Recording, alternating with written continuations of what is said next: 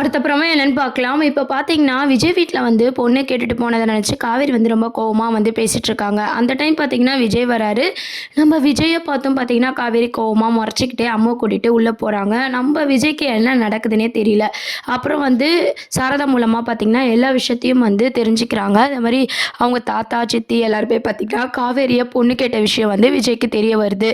இத தெரிஞ்ச விஜயும் பார்த்தீங்கன்னா, அவங்க தான் என்கிட்ட சொல்லல. நீங்களாவது ஒரு வார்த்தை சொல்லியிருக்கலாம்லன்னு சொல்லி, அவங்க வீட்டாளுங்க மேல விஜய் கோவப்பட்டுட்டு, அம்மு இங்கேயே இருக்கட்டும், நான் வந்து கூட்டு போறேன்னு சொல்லி அவரும் பார்த்தீங்கன்னா கிளம்புறாரு. வீட்டுக்கு போன விஜய் பார்த்தீங்கன்னா, தாத்தா, சித்தி, சித்தப்பா எல்லாருமே பார்த்தீங்கன்னா, செம்மையா வந்து கேள்வி கேட்குறாரு. ஏன்னா, அவரோட பாயிண்ட் ஆஃப் வியூவும் அவர் சொன்ன விஷயங்கள் பார்த்தீங்கன்னா, கொஞ்சம் நியாயமா இருந்துச்சு. ஏன்னா, காவேரிய வந்து இப்ப தான் கொஞ்ச நாளா தெரியும். அவங்களோட காவேரியோட பாயிண்ட் ஆஃப்லேருந்து பார்க்கும்போது, நீங்க போய் பொண்ணு கேட்டீங்கன்னா, என்ன தானே தப்பா நினைப்ப? அதான் மூஞ்ச தூக்கிட்டு போறா அப்படின்ற மாரியும், நீங்கலாம் சும்மா இருந்தா நானே சரி பண்ணிட்டு இருப்பேன். அவளுக்கு ஞாபகம் வரலனா கூட என்ன புடிக்கிற மாரியாவது நான் பண்ணியிருப்பேன். நீங்க அவசரப்பட்டுட்டீங்கன்னு சொல்லிட்டு, எனக்கு நல்லது செய்றேன்னு சொல்லி, எனக்கு கெட்டது மட்டும் தான் நீங்க செஞ்சுட்டு இருக்கீங்க அப்படின்னு சொல்லி விஜய் வந்து ரொம்பவே கோவப்பட்டு பேசுறாரு. தாத்தா, சித்திக்கு வந்து என்ன பண்றதுன்னே தெரியாம அப்படியே நிக்கிறாங்க.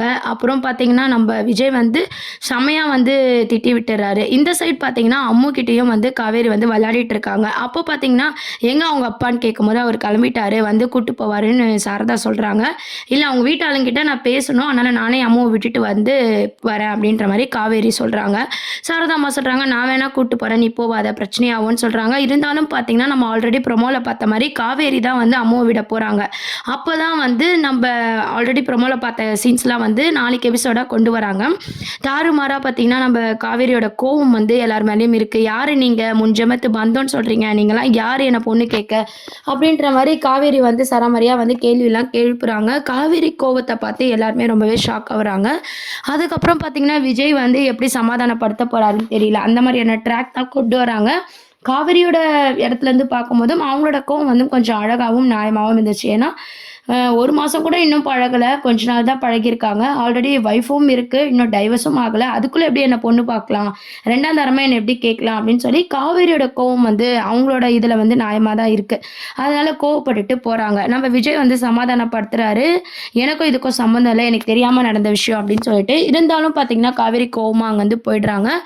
2 பேருக்குமே வந்து பார்த்தீங்கன்னா, என்னதான் ஃபைட் சீன் வந்து இருந்தாலும், நம்ம விஜய் வந்து காவேரியை ரசிக்கிற விதம் வந்து ஹைலைட் சீனா வந்து கொண்டு வராங்க. "நீ இன்னும் அப்படியே தான் இருக்க. உன் கோவமும் அப்படியே தான் இருக்குன்னு" சொல்லி காவேரிய வந்து விஜய் ரசிக்கிற சீன்ஸ தான் நாளைக்கு வந்து கொண்டு வராங்க. பார்க்கவே அது ஹைலைட் சீனா இருக்கும். ஸோ அடுத்த வாரத்துக்கான ப்ரோமோ என்னன்னு எல்லாருக்கும் தெரிஞ்சிருக்கும். நம்ப காவேரிய வந்து விஜய் எப்படி சமாதானப்படுத்த போறாரு?